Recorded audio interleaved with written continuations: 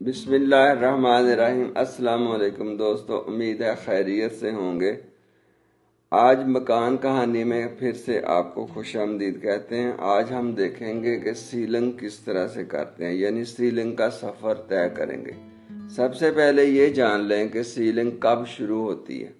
Grey structure मुकम्मल होने के बाद, यानी जब आपके घर में पीसीसी वर्क मुकम्मल हो गया, यानी फर्श कच्चे हो गए हैं, तो आपने सीलिंग का काम शुरू करना है। दूसरे लफ्ज़ों में आप कह सकते हैं कि फिनिशिंग वर्क में सबसे पहले आप सीलिंग से शुरू करेंगे, और सीलिंग करने से पहले आपने वायरिंग करवानी है। इलेक्ट्रिकल वायर्स आपने डलवा लेनी है, क्योंकि सीलिंग के बाद फिर ये मुश्किल हो जाएगा। अब सीलिंग के अंदर कौन कौन से पॉइंट्स आपको मद्देनजर रखने चाहिए वो आप देख लें, नोट कर लें।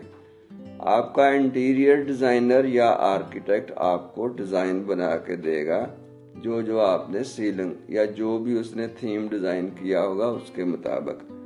अगर आप किसी छोटे घर बना रहे हैं, जैसे 5 मरले, 3 मरले, 7 मरले, 6 मरले, तो उसमें अगर आपने आर्किटेक्ट या इंटीरियर डिज़ाइनर हायर नहीं किया हुआ, तो फिर आप नेट से सर्च कर लें अपने मुताबिक। जो आपको अच्छी तस्वीरें लगती हैं वो आप जिसे भी सीलिंग के लिए हायर किया उनको दिखा दें, वो तस्वीरें देख के भी वही डिज़ाइन बना देते हैं। अच्छा, जो आर्किटेक्ट डिज़ाइनिंग करता है या इंटीरियर डिज़ाइनर करता है, वो फिर ज़ाहिर है आपके थीम के मुताबिक और डिज़ाइन के मुताबिक लेके चलेगा और बहुत अच्छा रिजल्ट आपको मिल जाएगा। इसके अगर मटेरियल की बात करें तो ये पीओपी मटेरियल कहलाता है, यानी प्लास्टिक ऑफ पेरिस। इसके अंदर 5 सूतर की मोटी इसकी शीट होती है, और उसमें आप देखें कि वो सूखी हुई शीट होनी चाहिए। यानी गीली शीट अगर आप लगा देंगे तो वो फिर सूखते सूखते वो उसके अंदर डलक आ सकती है, उसकी फिनिशिंग में प्रॉब्लम हो सकती है। इसको लगाने के लिए आपने स्टील वायर का इस्तेमाल करना है। स्टील वायर और स्टील के पेच ही होने चाहिए। जब छत के अंदर आपने सुराख करना है तो उसके अंदर लकड़ी की गट्टी लगानी है और उसके ऊपर उसके अंदर स्टील का पेच लगाना है।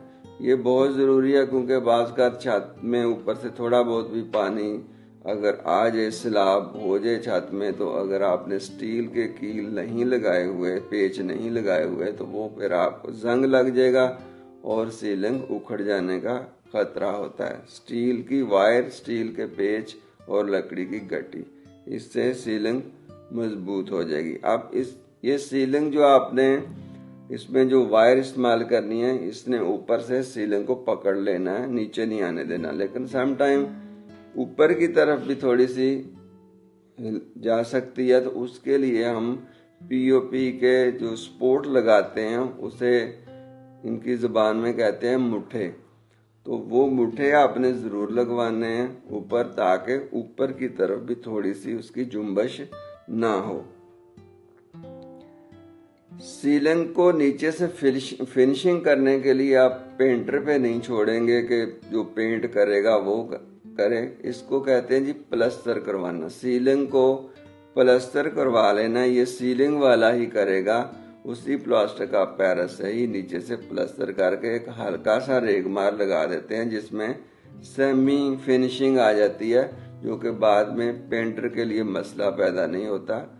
और इसमें सबसे अहम चीज़ कि जब वो सीलिंग लगा रहे हो तो आप उसके ऊपर करीब जाके, जैसे वो लगा रहे हैं तो आप जाके देखें।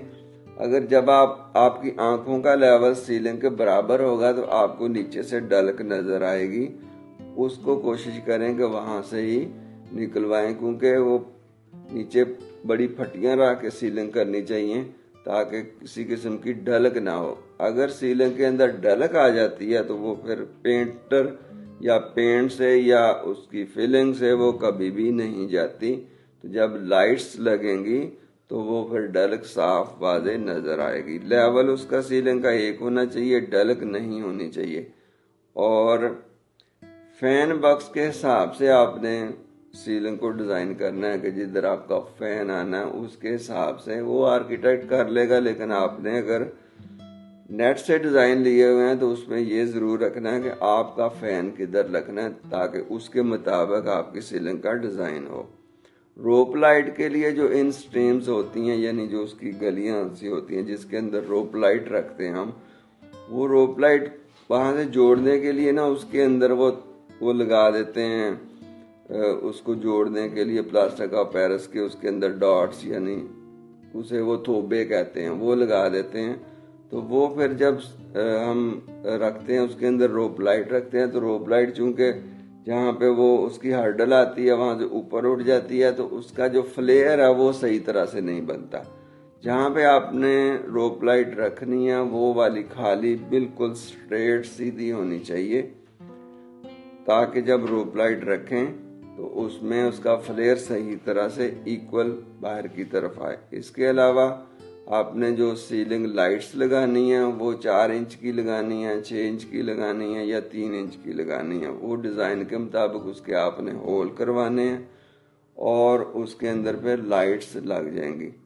سب سے اہم اس کی فنیشنگ ہے اور مٹیریل ہے، اس پہ آپ نے فوکس رکھنا ہے، ڈلک بالکل نہیں آنے دینی، اور اس کی نوک پلک اس کا بہت خیال رکھنا ہے۔ وہ بارڈرز وغیرہ جو نیچے لگتے ہیں سیلنگ اور کارنر بارڈر لگتے ہیں وہ بہت صاف ستھرے ہونے چاہیے۔ اس کو جب کاٹ کے ایک دوسرے کے ساتھ جوڑتے ہیں تو وہ بالکل فنیشنگ کے ساتھ جڑنے چاہیے۔ وہ فنیشنگ کے ساتھ نہیں جوڑتے تو پھر اس کو پلاسٹک کا پیرس سے بنانے کی کوشش کرتے ہیں، وہاں سے جوڑ بالکل واضح نظر آتا ہے۔ تو یہ بالکل ایک گنیے کے اندر کاٹ کے ایک دوسرے کے ساتھ لگا دیا جائے تو وہاں پہ اتنی فلنگ کی ضرورت نہیں پڑتی۔ یہ فنیشنگ کے حوالے سے بہت اہم بات ہے جس کا آپ نے خیال رکھنا ہے۔